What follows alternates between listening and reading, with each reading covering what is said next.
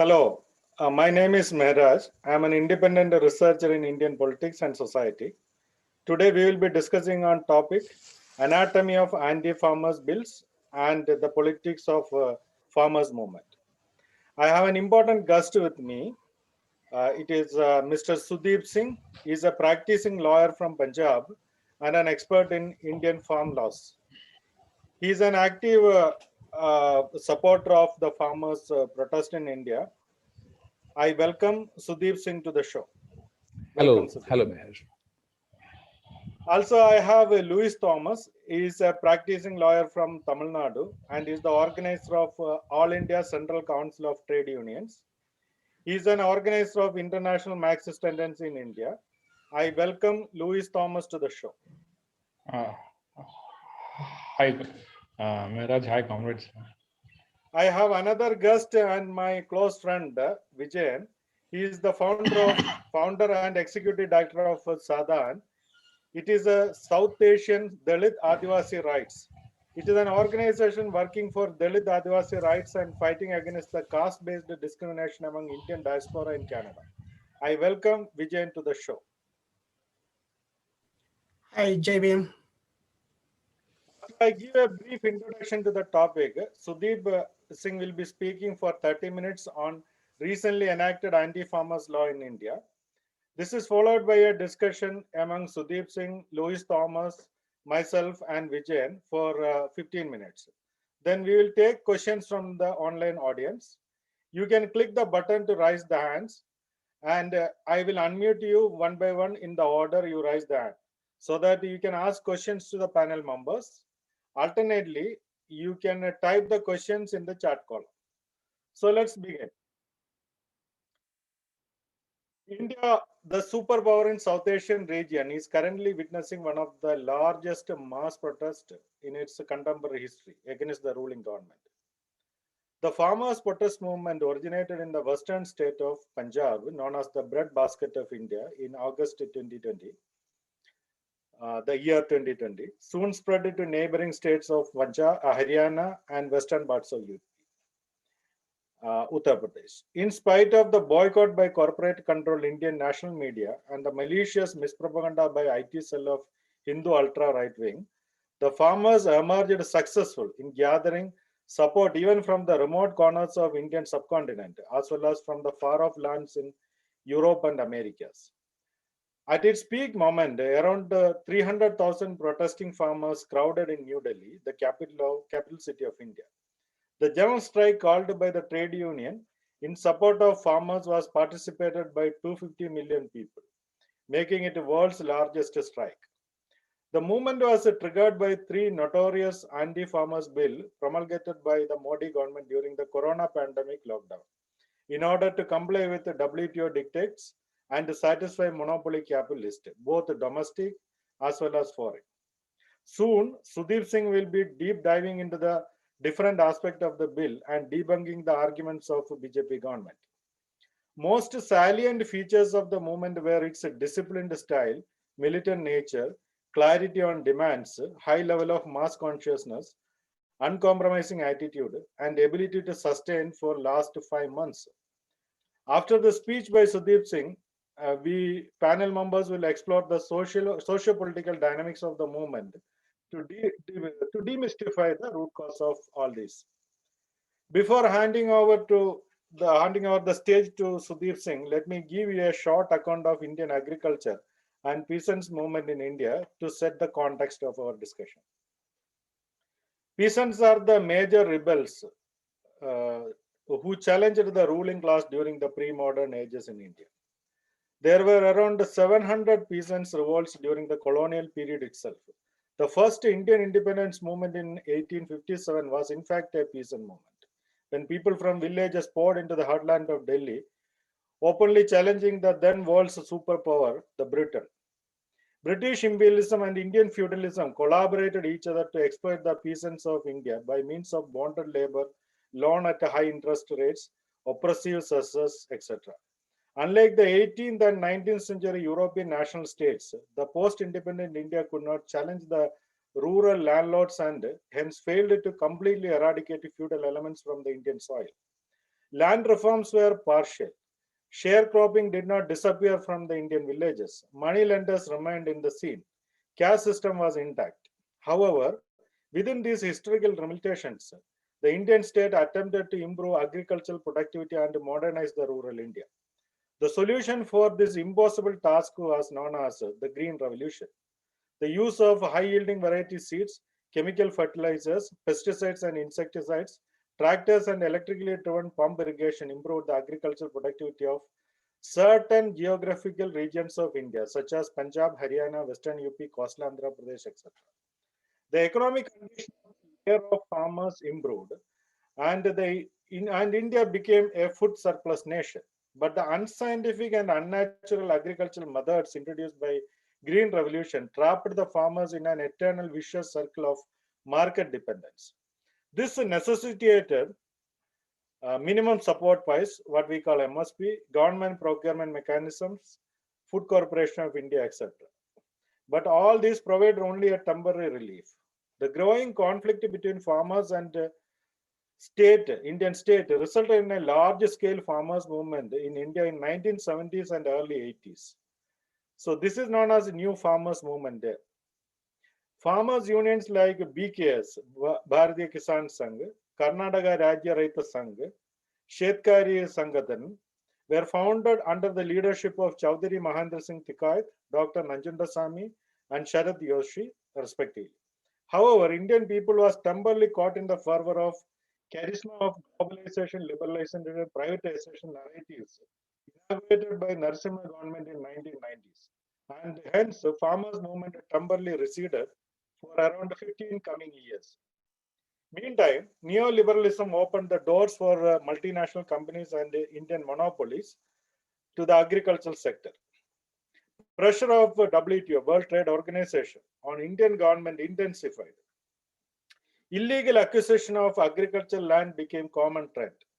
New waves of peasants movement started erupting against this. This forced the then UPA government to enact some laws to prevent it. And if you remember, Aam Aadmi Party misused the people's grievance on agricultural issues to come to power in 2015. However, no fundamental problems were addressed by all these developments. A platform of 250 peasants organizations known as All India Kisan Sangharsh Coordination Committee, AIKSCC, was formed. In 2018, they led a long march of peasants of Maharashtra to Delhi, then followed by All India March to Delhi. They demanded promulgating new bills to increase MSP, right of their loans, etc. Unfortunately, Narendra Modi government came in power again in 2019 and continued more vigorously the neoliberal policies in Indian agriculture that was ongoing since the 1990s. Let us now hear from Sudhir Singh what Modi did to farmers in the very next year, 2020. I invite Sudhir Singh to deliver his speech. Please.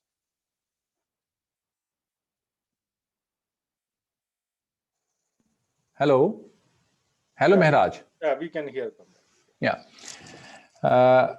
First of all, I must admit that I'm not so good in English, and I'm concerned that it may affect our communication somewhat. But the pressing need of sharing what is going on in Punjab, because it has become epic center of the farmers' agitation. I am here to attend this meeting and talking in English. Now, as Meher has rightly pointed out, that India is witnessing a very impressive farmers' agitation. Thousands, in fact, lakhs of farmers are waging agitation and sitting at the outskirts of Delhi. And more than 250 farmers have lost their lives in unhuman conditions meted out by a government. And the important question is, why is government so adamant on keeping on these anti-farmer laws, and why farmers are so steadfast in their demand that they are making so huge sacrifices? They are facing such harsh conditions and brutal repression. So as Mehraj has rightly pointed out, that the context of these farmer laws, the new laws that have been passed, before we understand the grievances of farmers, we must understand that there was already a legal framework in existence which monitored all those matters that are subject matters of new farm laws. So what are the changes that new farm laws are bringing in those aspects? After 1947, our society was facing farmers and unrest in 50s and 60s, and also was facing a huge crisis of food security. To deal with this situation, our government required to provide some security to farmers' income and to food, and to provide some sort of food security. And for doing this, a system was established wherein public sector procurement, public sector storage, and public distribution system was done in order to bring stability in to the prices of crops, to the farmers' income, and to provide and to control the prices of foodstuff for consumers. And the legal framework that monitored all this system, the public procurement, public storage, and public distribution system, the legal framework that monitored all those things was enactment of FCI Act in 60s, Essential Commodities Act in 1955, and then the system of MSP was introduced, and APMCs, Agriculture Market Produce Committees, these state acts were enacted in 1960s. So through all these system, all the system worked to some extent through 80s. But after the liberalization, under the pressure of WTO in the Uruguay round, it was agreed that these subsidies, the system of supporting crops prices, will dismantled in a phase. So after in a process, the government, different governments undertook various steps, and the farmers always agitated against those steps, and the public procurement was slowly dismantled in various parts of India.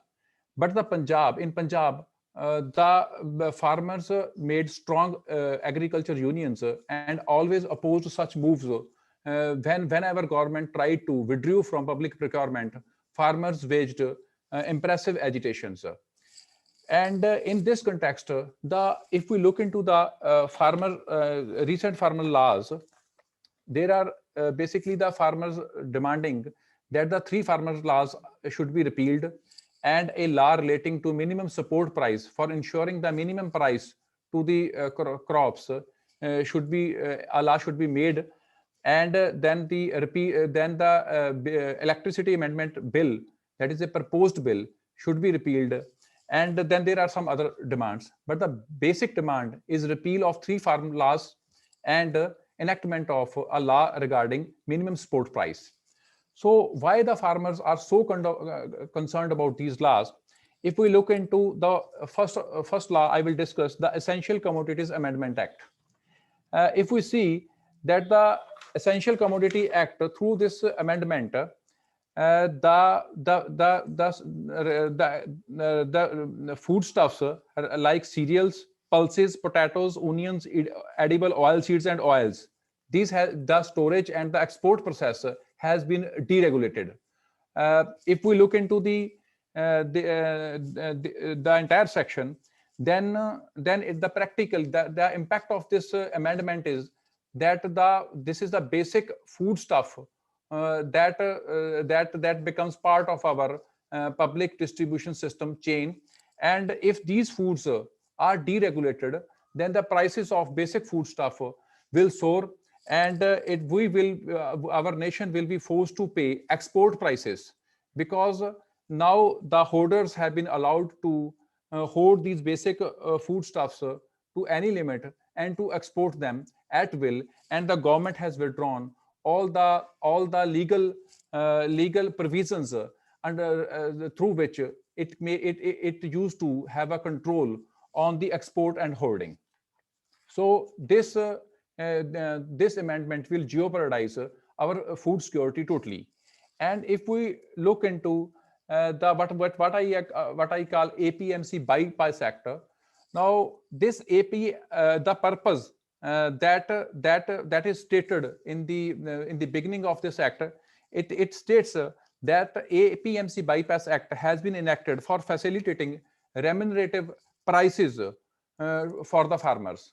Now it is a strange situation when government is asserting, claiming that it has brought an act for providing farmers a price above MSP, a remunerative price, and on the other hand, farmers are opposing such a alleged beneficial legislation. Because if government is really concerned about farmers' crop prices, then the farmers ask, why do not it assure minimum support price in this sector? Because all the farmers are demanding, they are not demanding remunerative prices. They are asking for minimum support price for their crops, and government is adamant. Government is not ready to make legal provisions, make a law, is not ready to enact a law for ensuring minimum support price for their crops. So this is a double standard. If government is not ready to implement the minimum support price for crops, then this claim that this act has been brought for facilitating remunerative prices for crops for farmers, it is or a hollow claim. If we look into the deep into the this act, then there is a system of APMCs, that is the public procurement markets. In public procurement markets, the system of public procurement is assured. If this private markets are opened, we have seen in all the we have experienced whenever private sector enters into any sector, if it comes into health sector, it comes into education sector, it comes into private transport sector, the public sector has vanished, has been dismantled, has been destroyed. So if the private markets come into the field of into the procurement, the act provides no tax will be levied in the private markets. Now the APMCs, the system of APMCs, if there is no taxes, no taxes are levied in private market, then all the traders and even the FCI will shift to the private market. And in the absence of the funds, APMCs will soon die down, as is happening right now in Madhya Pradesh. And with APMCs if the APMCs are destroyed, then farmers, now the farmers, if the government does not come, if FCI does not come and the government does not come and procure the crops, then the farmers can force the government through agitation to pick their crops, procure their crops. But if the system of public markets is dismantled and the private markets comes, and if we go through the law, then it is provided that the government will reduce as a bystander. So if in the private markets, the trader, which will be the multinationals, they will trade with a farmer who is illiterate. The farmers of India, majority of them are small land holding farmers. They are poor farmers. On one side there will be a poor farmer, and on the other side there will be nexus of traders, multinational corporations. Now what is the security to the farmers? Now it provides that if as has been experienced recently, that the private traders procured the crops from farmers worth crores of rupees, and after procuring the crop, they did not pay for the prices. And as we see in the sugarcane, sugarcane crop, the law provides that the farmers will be paid within 2 weeks after the procurement, but the sugarcane mills do not provide for years, and thousands of crores of rupees of farmers are pending with that mills. So in the private market, what is the security that if traders do not pay the agreed price, what will be the security to the farmer? The law provides for 90 days procedure. Law provides that the farmer can approach the SDM. The civil court has been the civil court platform is not provided to the farmer under this sector. Now farmer can approach SDM. It is the 30 days period for which has been provided that the farmer and the trader can mutually agree to settle the dispute. If any dispute arises regarding payment or quality of produce or whatever dispute. After the passage of that 30 days, if the dispute is not settled between the farmer and the trader, then SDM will decide that dispute. And that time is provided further 30 days. If any party is not agreed, then further 30 days is provided. It is totally 90 days procedure. Now imagine a poor farmer of India who totally depend on immediately, who is forced to immediately dispose of his crop. He cannot store the crop in harsh weather conditions. He cannot. He is forced to immediately. He wants immediately payment in his hand to further do his agriculture works. Now he cannot fight with these traders for 90 days period. And what is the and if the and he will be forced to agree for immediate payment. He will be forced to agree to the trader and or to the multinational farms on their terms, which will be against, and the price of the crops will be brought down, as we experience that in the like in maize this year, the minimum support price of maize crop was rupees 1815. There was no public procurement available for maize crop, and the traders open market forced the farmers to throw their crop at the half of that price at rupees 900. And similarly, the gram crop, the minimum support price was declared to be around rupees 5,000. But as the minimum public procurement is not available, traders made the nexus, and when the season came, the prices fell flat, and the produce of the farmer was looted at rupees 3,000 per quintal. So such is the situation in the private and open market.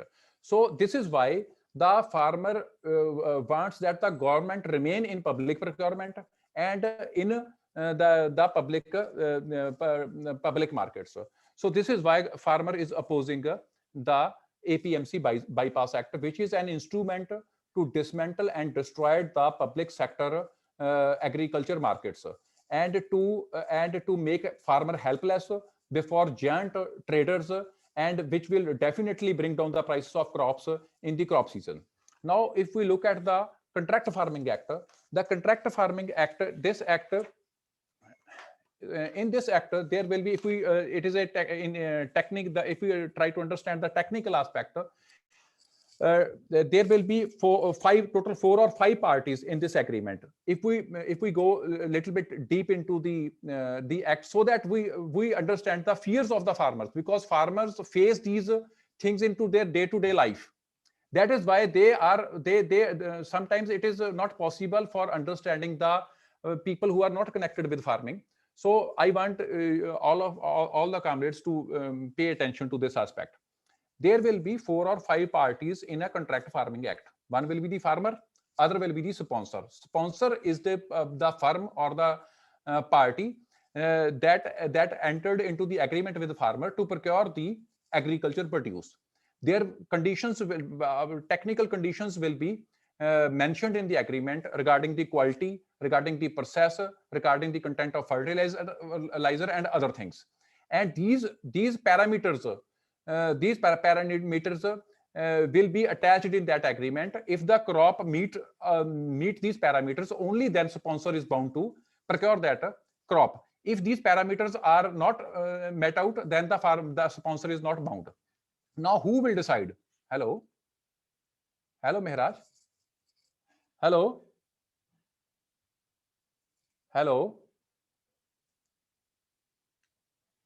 I'm not. I'm here. You please proceed. Okay. Yeah. Okay. So if now who will decide these parameters of the crop?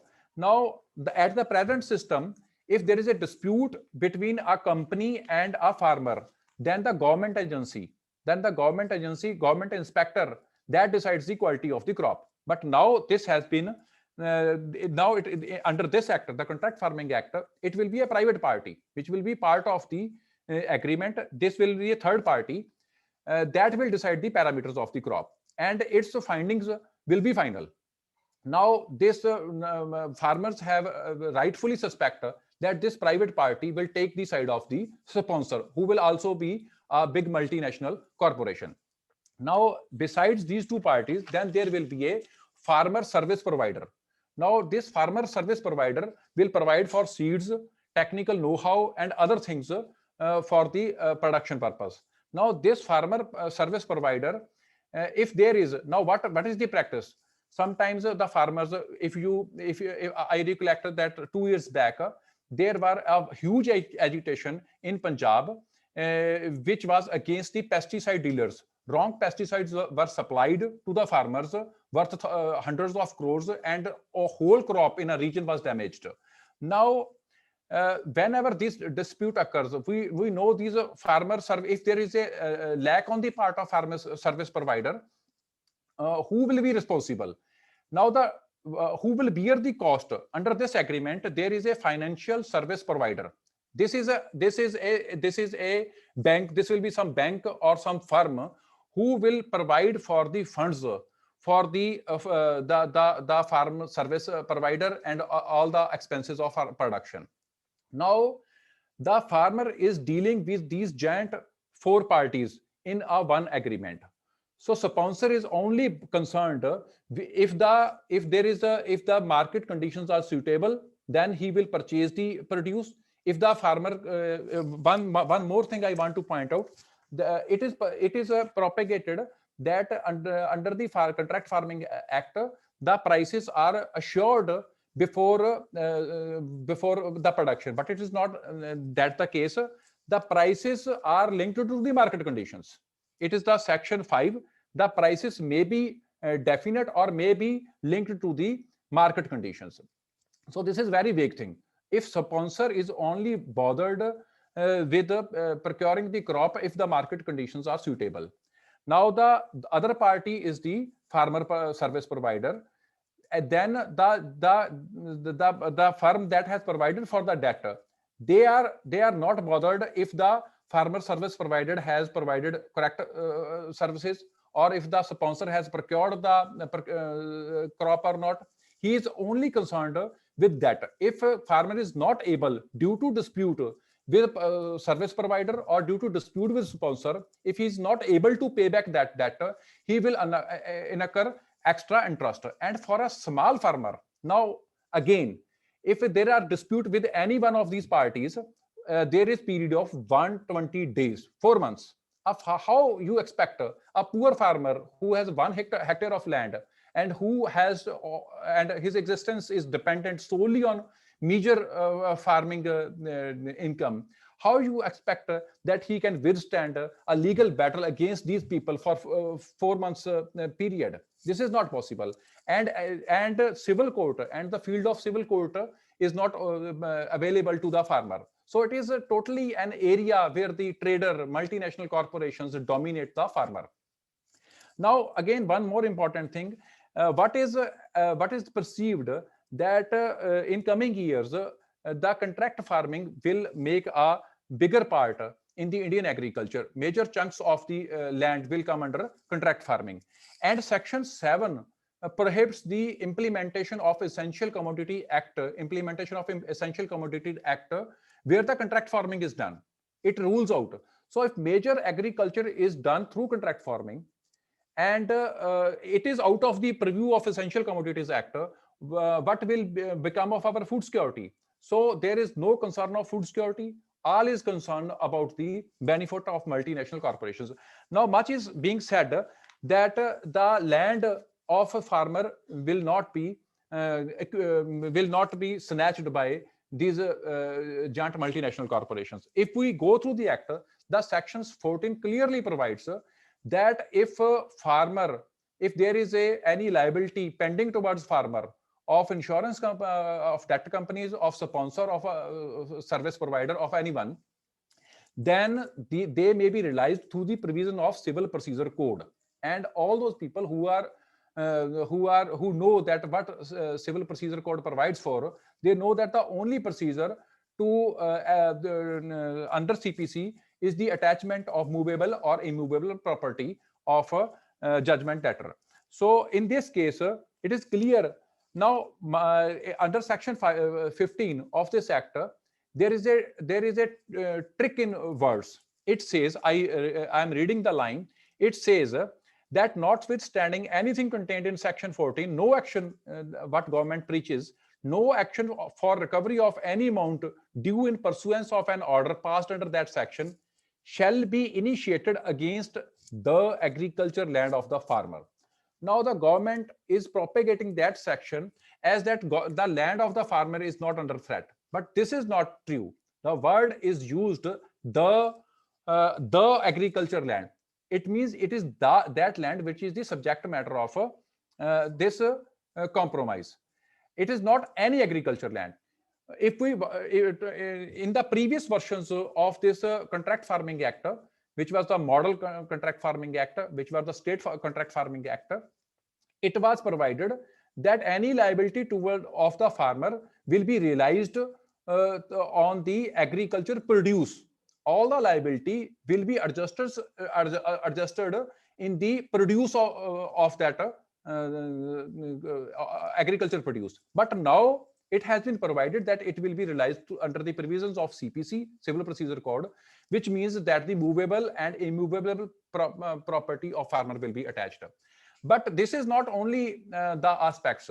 The practical situation is this, that the public sector banks, even public sector banks, private sector banks, they illegally, when they gave loans to the farmers, they illegally forced the farmers to sign undated checks.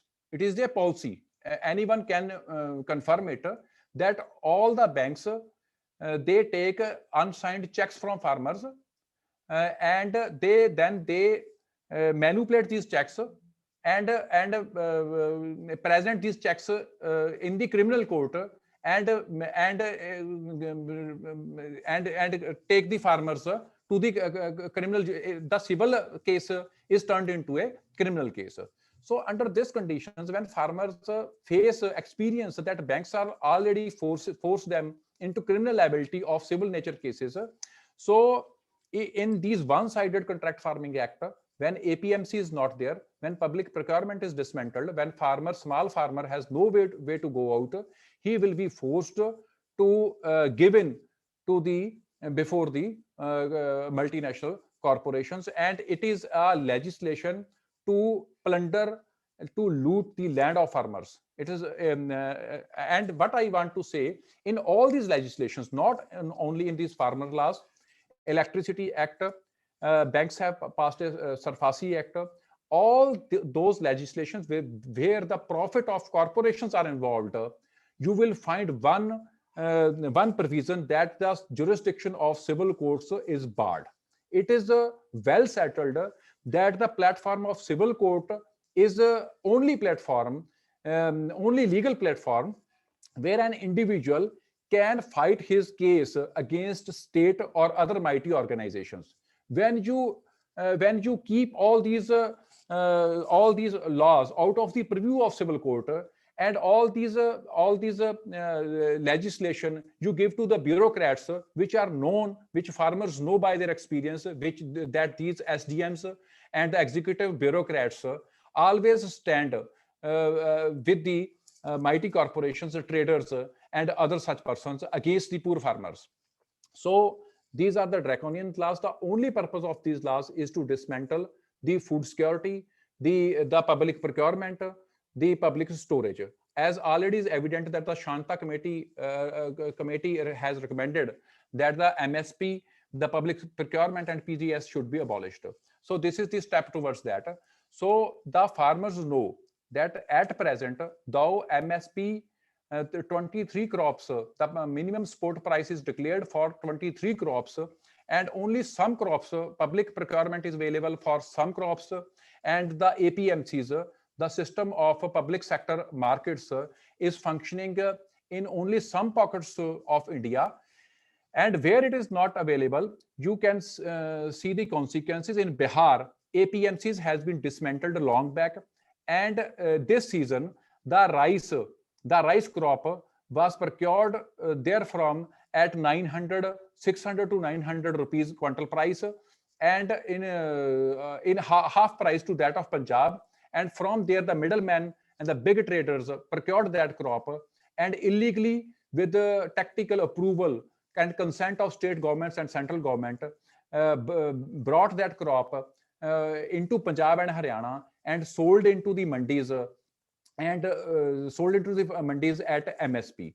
So farmers are already experiencing that when the public sector is withdrawing from procurement, storage, and distribution system, the food security and the farmer income is being jeopardized. And they know if these government withdrew completely from these sectors, they will be at the mercy of corporations, and they are bound to lose their lands. They have faced in Punjab, farmers have fought many agitations where they have sacrificed lives against the forcible acquisitions.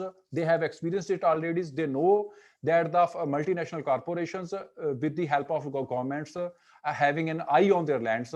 So it is a fight for farmer. It is a fight for protecting their land, for protecting their food security, for protecting their livelihood.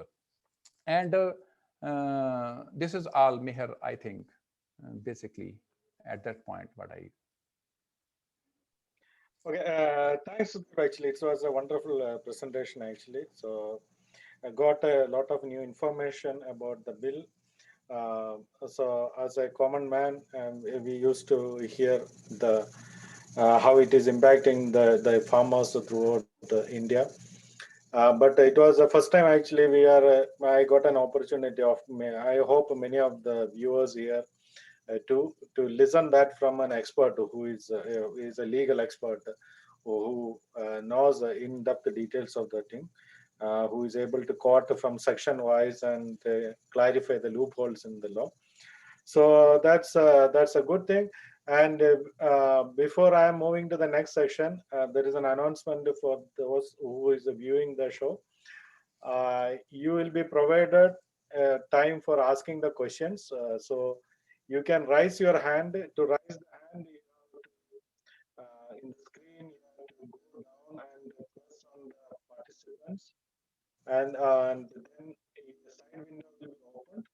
In that, there is an option in the down to raise the hand. You have to click that hand. So I will come to know who wanted to get into the show and ask the questions to panel members, and then I will permit you to start your video and audio, and you can get in and enter into the discussion. So the next session is a panel discussion between Sudeep and Louis, and then assisted by Vijay and myself actually.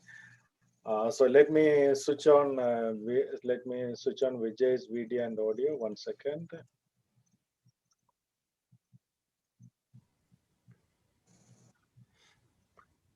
All right. Okay. So yeah, now the stage is Louis. You are muted. Okay.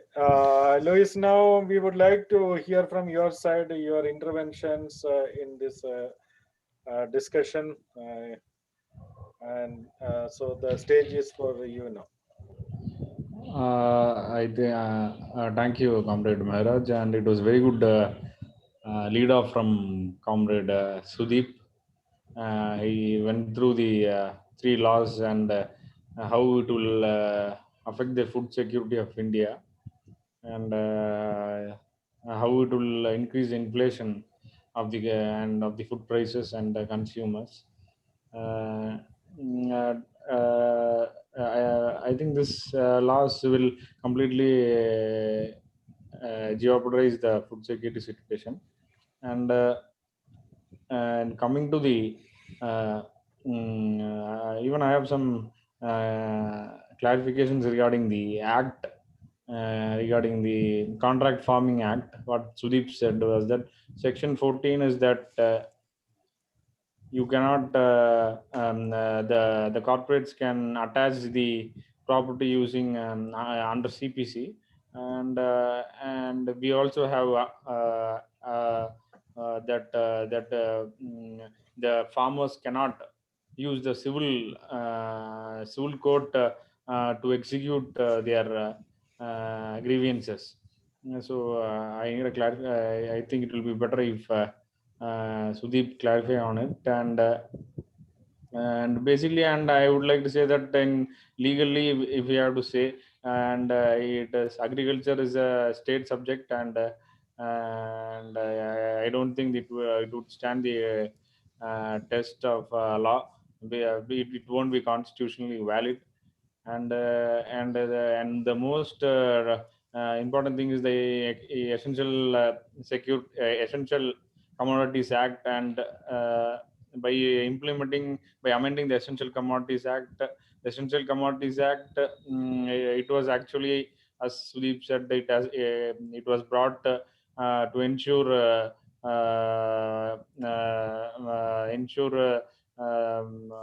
moderate price for the people of India, so that it is accessible to every people.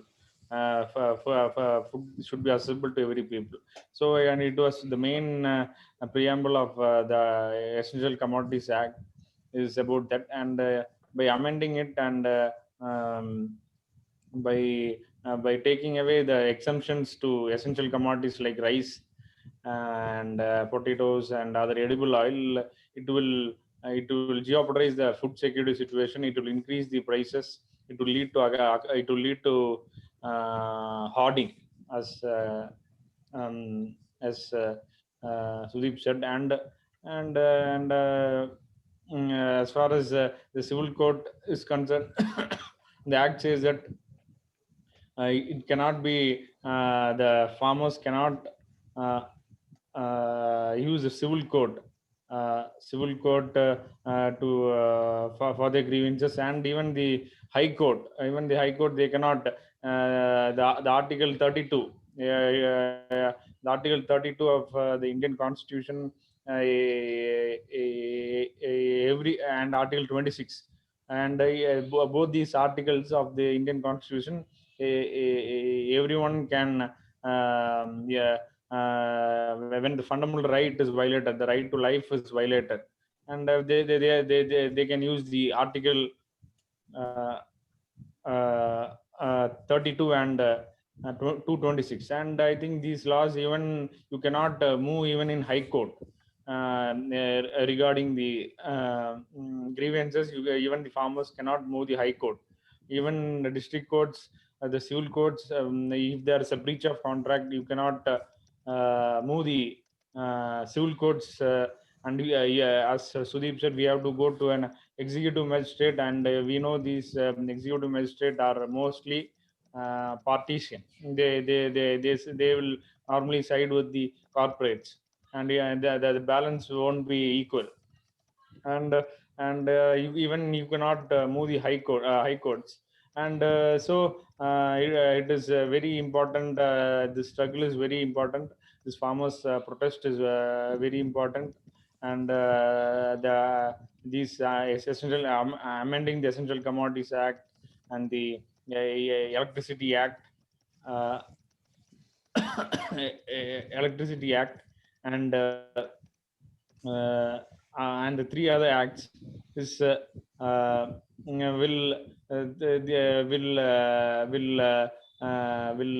jeopardize the condition of the farmers. And I think there are highest farmer suicides in India. And these acts will further only aggravate it. It will it will jeopardize the farmers. They will have to they cannot. There will be a huge economic crisis, and even the consumers will be affected due to inflation and due to hoarding and these laws. And so I think it has to be resisted. And I think Comrade Sudeep has covered it all legally. And as far as questions is regarding the constitutional validity of this acts, And as I said earlier, the section 14, when you say that you cannot be move in civil court, and will they attach, and in section 14 they can attach the property through the CPC, the Contract Farming Act says. So yeah, I think Sudeep can clarify on it also. And thanks for this. Thanks, Meher, for giving an introduction. Thank you, Comrade. Okay, so before going back to Sudeep for clarifying those the queries raised by Louis Thomas, we will let us hear from the Vijay his perspective on the movement and the issue. Actually, Vijay, please.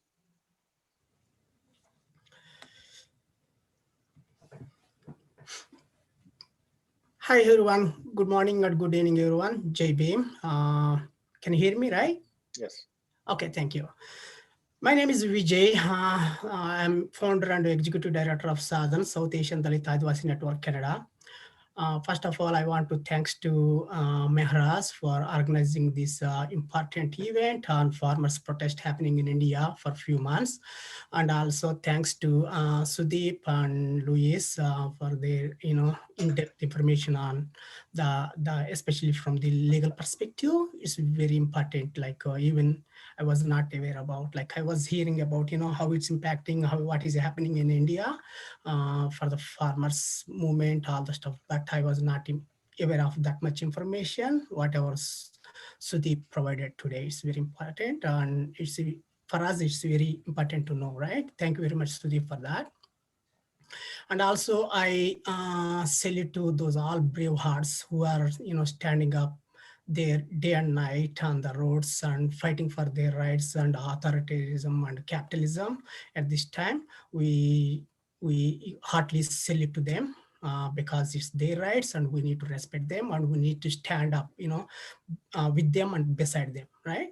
So, I'm going to present Dalit perspective on this because our perspective all the time, it could be correlated or like from the different angles, right? So that's what I'm here to present our perspective on this farmer struggle.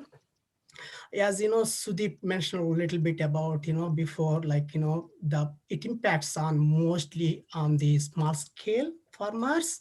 So that's what I'm going to dig a little bit about, right? So who are those small scale farmers? Usually, like we use the word small scale farmers, but who are they?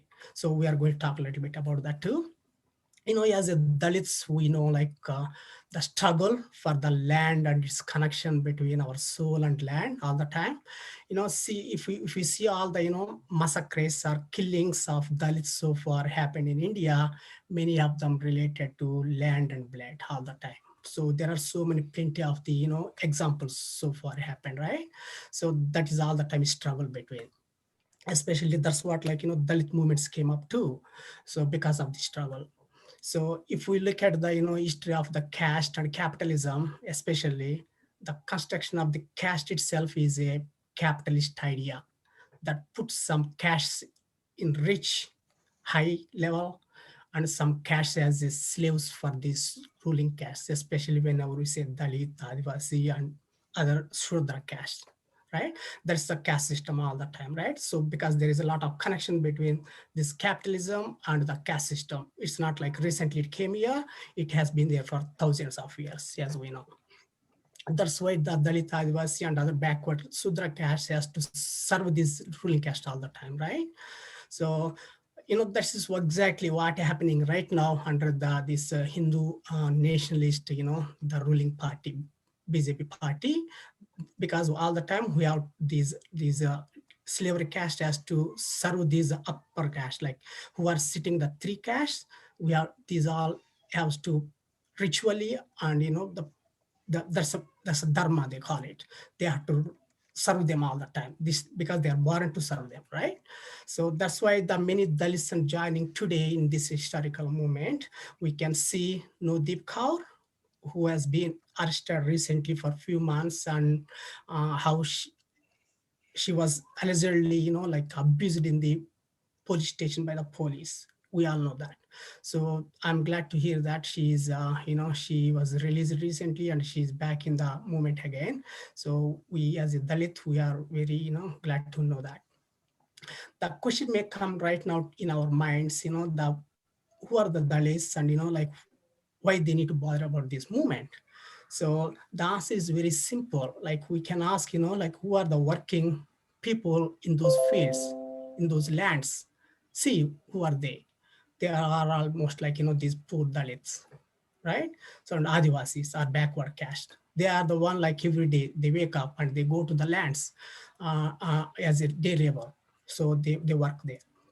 If we see at the statistics, about 16.6% strong Dalit population in India own only 9% of agricultural land.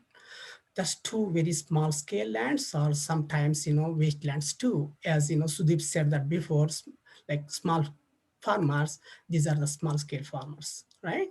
So I'm not saying that all of them are small scale farmers. Like, like whenever we say like, small scale farmers, we can see from the dominant caste too, but majority of these Dalit community are very small scale farmers, right? So sometimes there are wasteland too. Like I know I worked in India for a long time, especially in rural area. So I used to do like, the agriculture work, some programs too. So there are so many wastelands given by the government to these people just for the wanted regards. But really they are in the cultivation? No. No, I never see. So that's what, that's what we need to see about, like, whenever we are talking about these issues, right? Especially like in rural areas, about, 60% Dalit holds do not have any lands. And about 71% of Dalits are landless laborers who depend on daily wage laborers mostly because they go to the agriculture lands every day to take care of their families and feed their families every day. So whatever they earn on daily wage laborers, right? So especially if you look at the Punjab state, because where it's happening, the high movement is happening right now. In Punjab, around like 32% of the population is Dalit community, as we know, but they only own just 2.3% agriculture land in the state. So they have been fighting to get their share for a long time, we all know that. So that's very, very important, and they are gaining that movement, and they are fighting to have that their share. So we can see one day it happen. Why I'm giving these all numbers is because these large farms, as Sudeep mentioned before, do not impact only landowners. It impacts on everyone. It impacts on the landless workers. It impacts on the poor people. It impacts on the Dalit, Adivasis, and backward caste, Bahujans, right? So and small scale owners too, because they are the one are going to struggle more because of this, the capitalism and corporate capitalism, right? That's what is happening right now. They are coming to grab the lands. They are coming to destroy the, our lives and poor people lives, right? So, like, and other thing is like, especially whenever we say, Dalit Adivasis, they got, like, as I mentioned before, many of them are landless. Just only few people have the piece of land. This is just a piece of land, as I mentioned, like it could be cultivated, it could be wasteland too. So like they got that land because of so much struggle. Their fathers and their forefathers, they fight for that. They fight for that, and they got that piece of land. Now they are going to lose that because of this loss, right? So we need to see those all, those all issues whenever we are talking about this. Uh, and other thing is, if you look at the, the relationship in the villages, especially, there is a lot of relationship between these landowners and the workers, everyday workers, right? So that has been there for a long time, but traditionally, right? So because whenever I was child in my high school, I went to work in the lands as a daily labor. Today I'm in Canada, but I did really went as a day labor for a few months in my summer holidays, to get the money, right? I know how does it work. So these poor laborers, the landless laborers, whenever they go to the lands, they do work. At the end, they come to the home. The grains or the fruits or vegetables given by the landlord along with that day wage labor, they get it and they cook it that for that night or for few 1 or 2 days, next few days, because that's what they live in, that's what they survival in, because they don't get the money immediately from the owners, right? So what they are going to eat it, how they are going to survive on the day, because of that grain or the vegetables they get it on the day from the field after working. So what is going to happen to those practices right now? If these all practices, these all lands and the work goes to the the capital corporations, what are those practices going to be, how these people are survivable? That's what like Dalits and Adivasis are really they are scared right now, right? So that's what they're joining in this movement. So because there is struggle all the time between landlords and Dalits and Adivasis, there is a struggle for the share of the land, and there will be all the time. It has been going on, there will be all the time, but it's going behind that now, because these all corporates are stepping in and grabbing these all from these two people. So there won't be anywhere like these people are going to survive in future, right? So especially for it's going to impact more on the Dalit and Adivasis and poor people, especially the rural workers who are going to work every day. We are going to survive on this work every day, because they have to there is no the capitalist people, right, upper who are sitting there, right? So that's what Dalits are scary, and they are worried about their future. They are worried about where they have to go, how they have to live, and they have to eat every day tomorrow, right? Okay. So that's what is now happening right now. While we understand that the Dalits are joining this historical farmers movement, we should recognize the long struggle of these Dalit and Adivasi and backward caste fair share in their land, which is being hands of some holy Shudra caste for a while. It is time for us all together to come Right. and fight for Right. these everyday Right. rights. Yeah. It is time to fight against this Hindutva imperialism and polarization and capitalism. So we all stand together and fight against this, Right. and we'll go ahead. Jai Thank Bhim. you. Yeah. Thanks, Vijan. Actually, so it was very nice to hear a Dalit perspective of the things. Actually, though we different people understand from the different perspective, but ultimately we are addressing exactly the same issue. Actually, so it was very unfortunate that when the India got independence, actually the Indian bourgeoisie or Indian capitalism failed to eradicate the feudalism completely. And the fundamental question in the agricultural field that land to the tillers could not be addressed throughout India. It happened in certain places. For example, the best example was in Kerala, actually, the EMS, the ministry. He did the wonderful work, actually. So the almost feudalism just disappeared from the Kerala soil, actually. So this did not happen in all the places. It happened to a certain extent, actually. So those problems are remaining. But as I was slightly mentioning during my introductory section, that though a layer of the farmers got rich during the Green Revolution, actually, all that richness is now going to get vanished because of the WTO and MNC presence, actually. And again, the landless laborers, poor persons, their alliance is going to be strengthened, actually. So this particular movement is characteristically different from the movements of the neo-farmers movement, which took place in 1980s and in late 1970s. They were mostly dominated by the middle persons and the rich persons. Now the case is entirely different. If you look at the Tikri border itself, actually, it's a large majority is from the poor persons and Dalits and others, actually. Even I have one friend, actually, he went to that two places, Singur and Tikri, and he told her, see, look at the langars, actually. In Singur, it is lavish, actually. You, all kinds of food, but come to the Tikri, it is different, actually. So you can see that all the sections are united, and That is a good thing. Okay, anyhow, so we will get into all those details. I have a lot of other questions to ask Sudeep to understand from him. It's a golden opportunity because he's an expert. But before that, actually, I would like to Sudeep to reflect on what his understanding on the queries of raised by Louis and the talk on Vijay. Actually, please, Sudeep.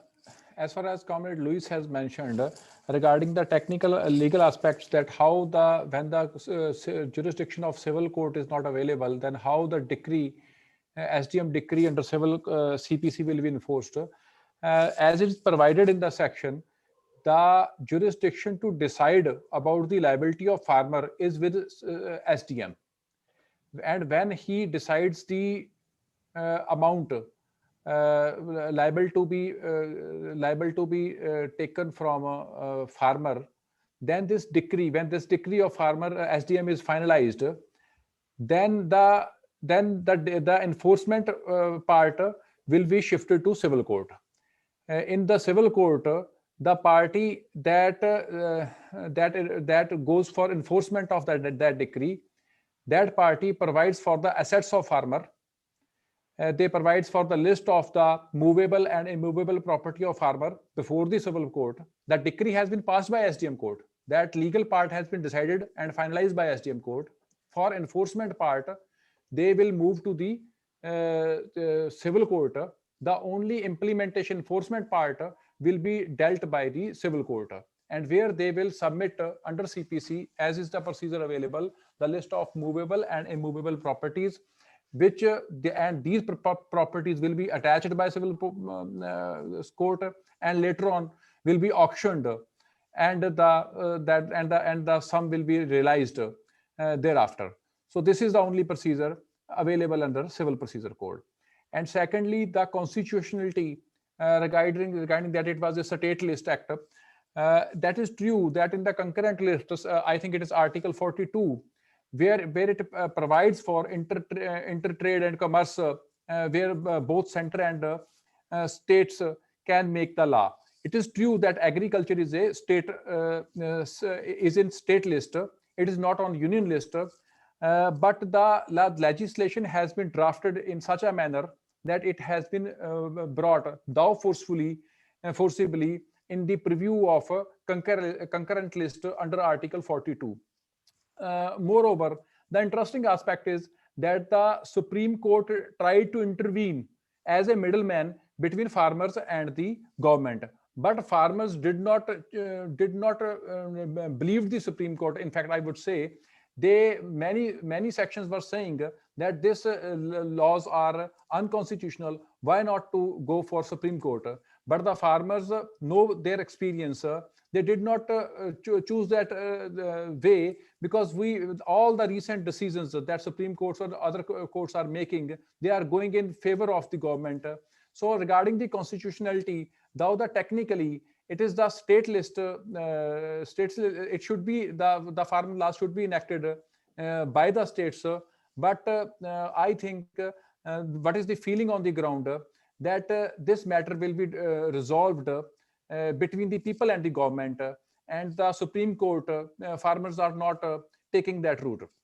They have firmly rejected not to approach Supreme Court, because they think that the decision of Supreme Court will come in the favor of government, as we have seen in several recent decisions.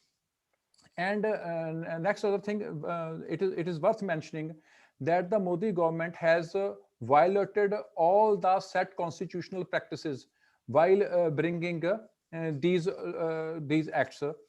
It is the set procedure that when the government brings a new law, it has to explain what conditions arose to modify the already existing legal framework. For example, we have Indian Contract Act, which under which all the agreements are done all over the India between all the firms, all the private persons.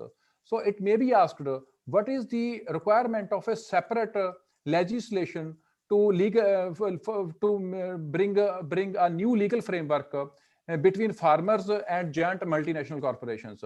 Government has to explain what are the sections that prohibits a farmer into entering into an agreement under Indian Contract Act, where the provision of civil court is also provided. If there is any such problem, it can be addressed. Government should present its case before parliamentary standing committee and involve all the stakeholders and put it case that why it needs to amend the Indian Contract Act. Similarly, what are the problem in APMC Act? The APMC Act that forces the government to bring a new legislation to bypass APMCs. If tell me the section. The farmers are asking the government, tell us the sections that prohibits a private player to procure the crop above the MSP price. So if there is any such section, amend that section. If the genuine concern of government is to make available the price, remunerative price to the farmer. So the government cleverly is shifting the onus on the farmers to point out the defects in the new farmers. It is not the debate in the parliamentary type of democracy, the setup. This is not the way the debate should be addressed. It is the onus of the government to first present its case that why we need an amendment in Essential Commodities Act, why we need an amendment on bypassing the APMC Act. They have not come out with any explanation. They have bypassed the standing committee. They have violated they have not waited for the parliamentary session. In all the statement and reason that are given before these laws, it is stated that it is an emergency situation. We have to, the government was forced to come through the ordinance route. So the constitutional validity, the Modi government is totally disrespectful towards all the constitutional formalities, procedures. It is not. I would say it is a merciless government, and it is destroying the institution, all the institutions, courts, and other institutions, so that it can implement whatever it wants. Regarding the points which Comrade Vijay raised, it is very important point. I would like to emphasize that in Punjab, from practical aspect, the clarity of the laws is very clear at mass level. If you talk to any farmer or any person, he will tell that he clearly understands the provisions of acts. And regarding the Dalits, I would say that in Sangrur, I will take an example. In Sangrur district, the Dalits are waging a heroic struggle for getting their share in the lands that are Panchayati lands. The Dalit share in Panchayati lands. The Dalit share in Panchayati lands. What is the practice? That the landed castes or the big landlords took that Panchayati land meant for Dalits by the dummy. By bringing forth dummy persons. Now they are waging a very heroic struggle for past few years, and Mata Gurdev Kaur was brutally killed by the landed castes in that struggle few years back. There have been many clashes in this struggle, but the Dalit farmers were able to assert at many places in Punjab for taking their share in Panchayati lands. Now what is being done, that the land pool is created. All the land record has been computerized, and a land pool is created so that all the Panchayati and the government land can be given to the corporates. So in this way, the Dalits have been actually being deprived. Moreover, if the APMC will die down, then the labor that we call then the labor that works in that mandis will also suffer, because in the private mandis and the silos, only few persons are required, and as the Dalits have experienced that with the Green Revolution, the labor opportunities declined, and the conditions of Dalit laborers worsened with the Green Revolution. And with the new laws are coming into force, not only their food security will be jeopardized, but their labor conditions will also be worsened. If we take into account the recent labor laws. So I think Comrade Vijay has raised a very important aspect, but I will also say that recently on 23rd February, a massive rally in which about 250,000 people participated in Barnala. It was organized by Mazdoor Punjab Khet Mazdoor Union and Bharatiya Kisan Union Ekta Ugrahan. It was Mazdoor Kisan Ekta rally. It was a massive rally covered widely by media. So though the Dalit peasants, agriculture laborers are participating effectively in Punjab, at least in Punjab. I am not aware about rest of the, but in Punjab there is a long struggle, a continuity of long struggles in the Dalit brothers. But it must be noted that despite their raised participation, the participation of Dalits, the Dalits is not, they should be forefront of this struggle. But the caste discrimination and the Varna system is adversely affecting. I think it is a historical, we say that it is a historical problem of farmer movement, that the caste divide affects the class unity of farmers. So it is a need of democratic forces to come out very strongly for making a realization in the so-called upper castes that the unity of farmers and the working people across the Varna system and the caste discrimination and the demolishing of the Varna system is very necessary. This is very important and a historic task of democratic forces to take extra efforts every time in every struggle to, and the comrade, as Mehraj said, that the Navdeep Kaur, she belongs, she's a brave Dalit leader who participated in that agitation and became a hero of that agitation. So this is very important aspect that Vijay raised. Okay. Thanks, Sudeep. So I have a couple of things to ask you, but before that, we have to give a chance to our audience. So I saw Selena raised her hand and she asked some questions. So I sent a message to unmute. Selena, you can comment, you can unmute. You can just click OK. Hello? Hello. Yeah, we can hear you. Hi. Yeah, good morning. Good morning. I am Saleha. Sandeep and Vijay, you presented a very good this farmers protest story. But I have a question. After this long protest, I salute the farmers and want to know how the farmers will reset in their life after this protest. I think they will need monetary and technical help to work on field.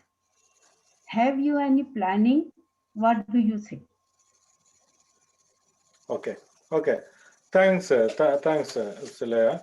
So I will be unmuting you. So I think actually Selea's question is coming from the background. As I understood, they are in the movement. The farmers are in the movement for last 5 months approximately.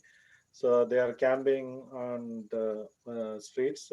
In the highways. So what is their what about their living expenditure? So once they go back, so I think that's the back. That's what the question comes from actually. So I'll leave it to Sudeep. Sudeep, please respond to that. I think if the concern is regarding those thousands or lakhs of farmers that are participating in the agitation about their monetary requirements, so the movement in Punjab and everywhere is addressing this problem. 250 people have lost their lives already, and many more are involved in false cases. And it is just the 3 months have passed on the outskirts of Delhi, and this agitation is going. This agitation is began in Punjab in June 2020. So, and there is no, and now the farmers are preparing for summer's part, when they will be, so there will be a sowing season in Punjab. And in the community, at least in Punjab, the community culture community culture and the traditionally people are coming forward to share the burden of those farmers who are involved in this agitation. Actually, the farmers have united themselves in a very magnificent way, in an unbelievable way. They have they are taking turns.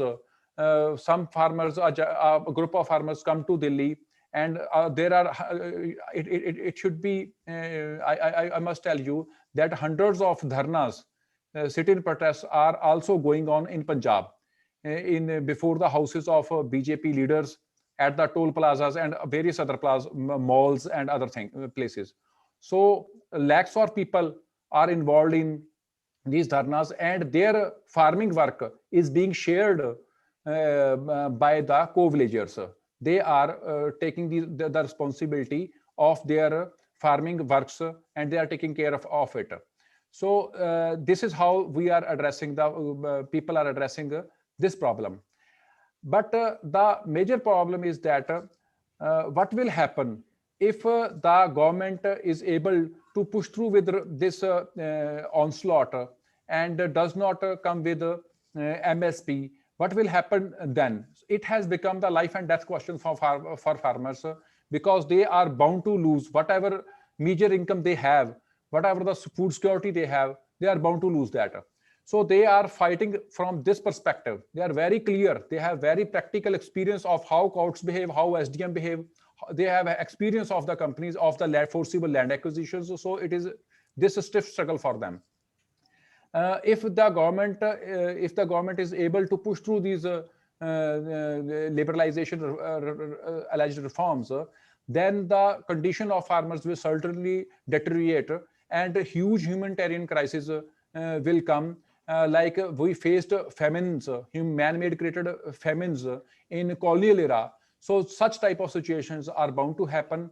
So the farmers have no option than to sharpen this struggle, which belongs to all people, which concern to all people. And if government is adamant to push through these reforms, then certainly farmer will have no choice, and it is and this struggle will spread throughout India. And all these and like the Mehraj pointed out in the beginning, that there is a glorious tradition of farmers' struggles, and it must be noted that all the regions in Delhi, in Western UP, in Muzaffarnagar, Shamli, all these regions are those where the farmers participated in revolt of 1857. So I think all the hopes of farmers and the poor people for their wages, for their farmer income, and for their food security lies on struggle, and they are left with no other option.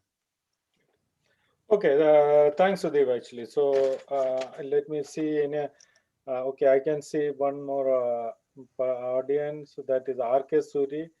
RK Suri, do you have any question? Anything? If you like to interact with the panel members, please raise your hand. And yeah, okay. Hello.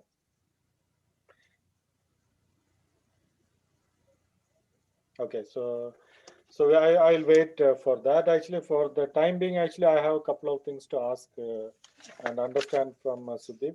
Sudeep, take the case of you beautifully explained taking the case of Bihar, that where these rules were dismantled maybe some 14 years back, and what kind of tragedies the farmers is passing through in that. And BJP government was trying to take it as a role model, and Nitish Kumar was backing up BJP, telling that, see, I have implemented this and there is no issues in Bihar. So we know all these things. You properly debunked it. But I have to bring to your notice some other things, especially in the Maharashtra. We know that the Maharashtra is notorious for the farmer suicides, actually. We have seen the horrible sceneries in the media that farmers are marching with skeletons of suicidal farmers. It's a very painful things to see, actually. Still, the major farmers unions there is presently backing the government laws, actually. Especially they are believing that the privatization, globalization will help to increase their the price of the agricultural commodities what they sell to the market. And they have a history of especially they have there's a reason behind that, actually. One of the reason, as I understood, that there's an ideological reason behind that, actually. The most outstanding farmers leaders of India, including after Tikait or Nanjunda Sami, the PC Joshi, from the very beginning had this kind of idea that the borders should be opened up, multinational companies should be invited, then only farmers can get profit out of that, actually selling their product in a competitive market, actually. So that tradition perhaps may be continuing, that might be the reason. And they took up so many movements about the similar to FCI. Their major agriculture produce in Maharashtra is cotton and soybean. And so against the state procurement, the Cotton Corporation of India, they took up a lot of movements coming last couple of decades, actually. It's well known through media that they wanted to stop the monopoly of CCI. But at the same time, where we stand, actually, we stand to modernize FCI. We want more government procurement. We want more government involvement. So why a section of farmers, especially from Maharashtra, is against this general trend of general view of Punjabi farmers, why they are supporting the government, actually? Yeah, I would like to hear from Sudeep your views on that. Actually, I think there is a general resentment in crisis in farming sector, agriculture sector. But why the farmer movement is strong in some places and weak in some places? It is that I think the reason is this: in the Punjab, Haryana, or UP, especially the movement began from Punjab, and if we see that in Punjab, the fight on this issue, it is not a spontaneous struggle. It was built in decades. Farmers, there was farmers unions, there were many splits, and the leadership that supported new economic policies, they were mainly represented by Ajmer Singh Lakhowal group and some other sections, Bhupinder Singh Maan. The Bhupinder Singh Maan was one who was nominated as a member in the committee by Supreme Court, if you recall that. So such leadership that supported the reforms were sidelined and completely lost influence among the farmers movement. And now the farmers unions, especially Bharati Kisan Union Agraha, which is the most prominent in Punjab, and BKU Dokonda and Kirti Kisan Union. If you see these unions, they have been building the farmers struggle for a long time against against liberalization, against issues of land and users debt issues, and against land acquisition struggles, against privatizations of electricity board, and and such struggles led the basis that now when these laws came, the farmers immediately realized its consequences. And first of all, farmers raised in Punjab. And I must clear that this is not a Sikh issue. Farmers in Punjab at ground are very clear, as you have pointed out. What may be the appearance at Singhu, it is a very farmer issue. Farmers are very clear that it should be presented as a farmer issue. It is not a caste issue. It is not a Sikh issue. Punjabi farmers, their biggest unions took pains to isolate, to sideline such elements who are presenting it as some communal issue. So the in the Punjabi, this movement gained ground, and when these farmers passed through Haryana, they become thousands of lakhs of farmers, Punjabi farmers, went to Haryana, and the farmers immediately understood in the Haryana farmers the problematic issue of Satluj Yamuna link canal and the Hindu-Sikh divide and such as things. They immediately understood that it is a farmer. It is a farmer speaking from his heart, and so they come at the defense and they join their fight against government. And similarly, like the Western UP. So this is how the movement spread in this region, because it had an history of farmers' agitation. Now, this agitation is slowly farmer all over the India, wherever its message is going, because farmers know, like in Bihar, like in Maharashtra, what is the importance of minimum support price. They know if the MSP comes, if the public procurement comes, then they will gain their income will stabilized. And who the leaders who are going against this sentiment, take the example of VM Singh and Bhanu Pratap. They were very influential in Western UP. And on the 28th January, there is polarization. I am saying, when they oppose the agitation and take the support back on the pretext of 26th January incident at Lal Killa, their agitations were split up, and their cadre left them and joined. Bhanu Pratap was an influential leader in Western UP, Western Kisan leader, and their unions lost their cadre and the base, and they were forced to declare that they are joining the agitation. So this is how those leaders who are coming against these demands have become set a parameter that we want MSP, we want food security. Anyone who is going against this demands will lose its base among farmers. This will happen. This may take some time, but this will happen everywhere. And this is how all the political parties in Punjab and Haryana and UP who are not supporting, Akali Dal was forced, it was a firm ally of BJP government on this issue, on the class issue that was projected in the government, all the communal politics, all the dividing and rule politics, and all such politics lose the ground. So I am hopeful, and I'm sure that in Maharashtra too, with the spread of this agitation, slowly the agitation is gaining ground all over the India. But it is the character of the farmer movement that it advanced in some pockets early, and some other pockets join in thereafter. But I'm sure that the class issues, the people's issues are gaining ground, and they are setting a public parameter to gauge the true leaders of the farmers, and all such farmers who are supporting liberalization, policies of liberalization, will lose their falling, and this agitation will slowly gain ground in southern part of India too. That is what I think. Right. Thanks, Sudeep. Actually, you very beautifully answered that one. Okay, so there'll be different parts of India. There'll be situations are slightly different. There'll be ideological hegemonies will be different. Like, for example, in Maharashtra, what I was asking the things.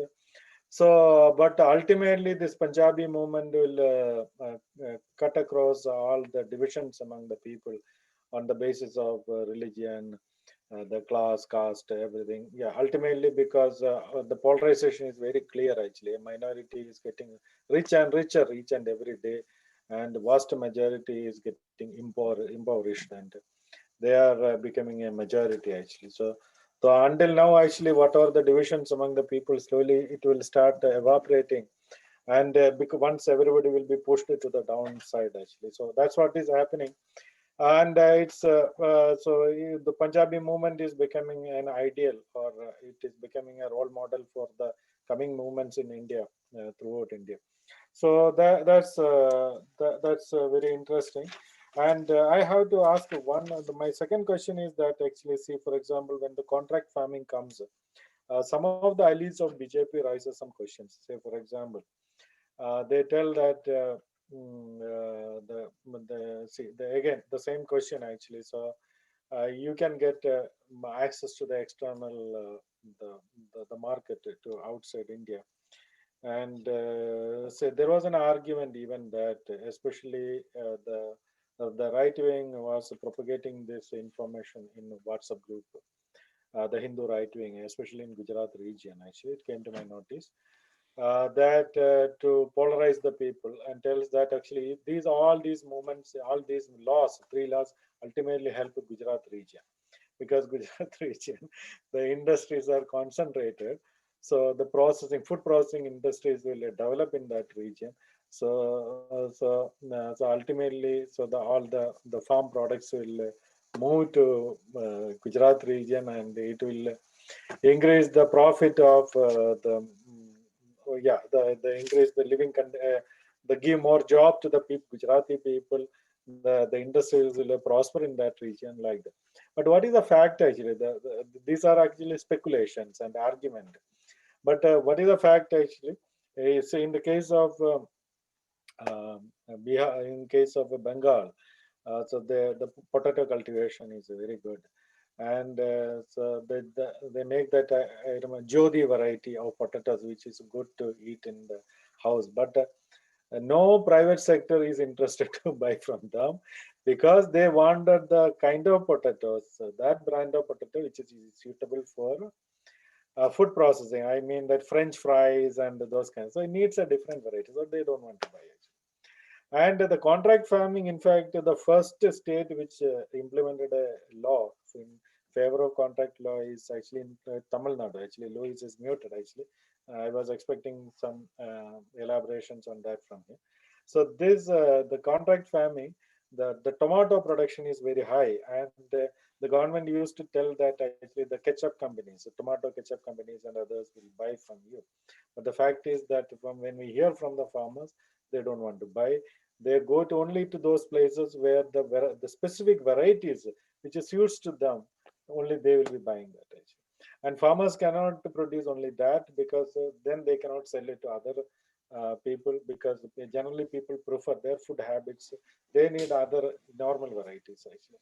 So if in future, then when farmers starts, what it indicates in future, if farmers choose to cultivate only those specific varieties which suits to the corporate industrial interest, then there will be we will be going to face a food security issue, or the whole India has to change their food habits, eating only the fast food or processed food that ultimately deteriorate our health, or again it impoverishes further, because the food processing companies can keep on increasing the price.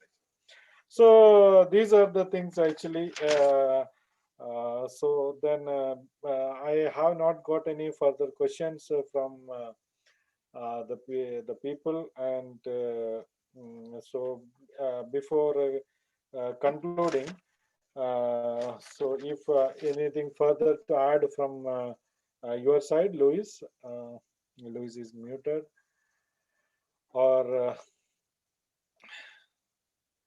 Comrade Louis, No, anything further comrade, to add? nothing to add, and I think it was a good session, and I think Comrade Sudeep has said that so elaborately. So I think I won't need to add anything. Anything on nothing. That's it. Right. Thank you. And before going to Sudeep, I would like to hear the concluding remarks from Vijay. Vijay, please.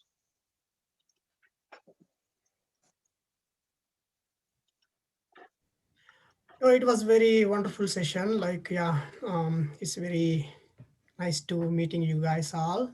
Unfortunately, I need to leave now for other session.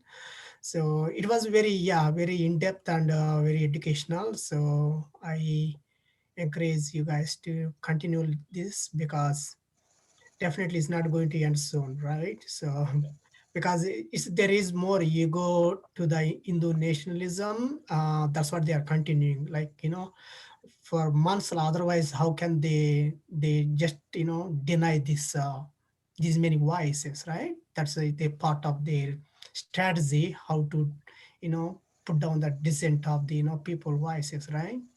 Yeah. So definitely they're not going to back up soon, but it's up to all of us how we are going to, fight with them and push them back. So yeah, like we all need to, as Sudeep and Luis and all you guys mentioned that we all need to come on one line right now, because so far, like like how since the government came in, Indonesia's government came, like how they are attacking one after one. First, Dalits, later Muslims, then, the other sections, other like the rationalist, other after that leftist, after that, and right now, like, they're saying that, the Sikhs, as Sudeep said, that they're trying to name the farmers movement as a Sikh movement, right? So because they want to divide it and they want to get whatever they wanted. That's what, divide and rule, right? It has been there for a long time, but now they are openly doing that now, right? So this is the time we all need to come down, come on one page, and we need to fight together. Otherwise, there is no way we can survive. Thanks, Vijay. Sudeep, please give your concluding remarks on this and wrap up the discussion. Comrade, you rightly pointed out that the purpose of contract farming is not to improve conditions for farmers, as the BJP is preaching. The purpose of all these laws is a revolution, but for the interests of rich countries to make India a net market, a colony, and a net importer for the agricultural produce of foodstuffs from capitalist rich countries. And these policies are implementing at their behest through WTO. They are forcing arm twisting India for opening up these sectors. And definitely under contract farming, we will be sowing those varieties, those crops, commercial crops, which will be meant for export, which are not required here, and our food security will become dependent on imports, and this will also push India into a comparatively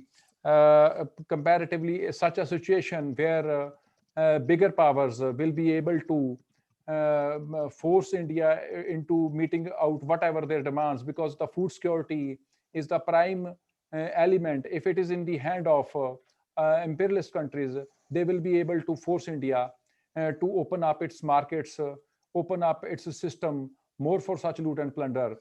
And I think at the most important juncture at this point is that we must, we all the supporters of the farmers should raise their voice and bring forth the word that it is not some sort of violent movement, some sort of secessionist movement, or I must say, it is also not, we can say, a radical movement in a sense that all of its demands are within the constitutional framework. All that it demands is repeal of some laws, of bringing out some laws. These demands can be solved within the constitutional boundaries, but is making it look like a violent or radical movement is the terrible or harsh handling and disconnected to the ground, the reality, handling by the government. If anyone is violent in this whole episode, it is by the government side. We must bring before the world that the farmers are facing a very critical situation, and from farmers we mean a major chunk of our population. And I must urge through all of you comrades that I must thank the Indian community abroad who are supporting wholeheartedly farmers, but I must also ask the laboring classes of these countries to raise before their governments that they should not to force their governments not to force poorer countries to scrap these subsidies, they should also pressurize their governments. This international support is very vital and important for this farmer movement. And I must say that whatever the outcome, practical outcome of this agitation, whatever be this outcome, but one thing is sure, that the clarity which has come to the consciousness in the minds of the people, and how they view the corporates as responsible for the woes, their woes. So I think this clarity will definitely deeply impact the phase of ongoing the coming struggles, coming class struggles. It is this phase, this struggle is a remarkable shift in which the class struggles will happen in the future. And I must say, this is one of the biggest challenge since the era of liberalization has happened in India. And I think this is a turning point, surely a turning point in a future which I believe is going to good for humanity, new society where there will be no such loot, which will be free from loot and plunder, is possible. And people are taking this dream, are recalling the glorious history, and it is the struggle is only way forward. Thanks, Sudeep. Thanks. It's a wonderful message for the international community also you have provided. So overall, it was really a wonderful session. Comrade Sudeep was really gone into the details of the law, and it enlightened many of us, and obviously more people will be watching this in the YouTube, and once it will be published in YouTube and other social media. So it will be obviously it will be highly educational for many people. So I thank Sudeep Singh, and thank you, Louis, and special thanks to Vijayan, who joined in the last moment. Today morning I contacted him, and he was willing to join and contribute. And also I thank all the audience who were watching the show and interacting with the panel members, and all those who are going to watch this video later. This video recording will be published in the YouTube channel, Comrade in Canada. Hope to see you all soon in the sessions on some other topic in the near future. Until then, stay safe. Bye for now. Thank you for all.